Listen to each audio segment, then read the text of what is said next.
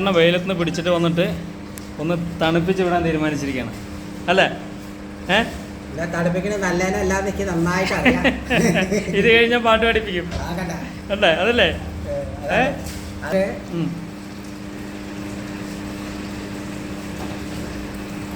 എന്നുണ്ട് ജ്യൂസ് കടയുടെ പേരെന്താണ്?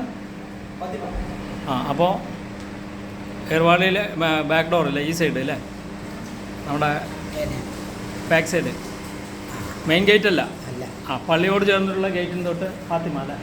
ഫാത്തിമ ഫ്രഷ് ജ്യൂസ് കിട്ടുന്ന സ്ഥലം അല്ല? അവിടെയാണ് കൃഷ്ണൻ്റെ ജ്യൂസ് കുടിച്ചുകൊണ്ടിരിക്കുന്നത്.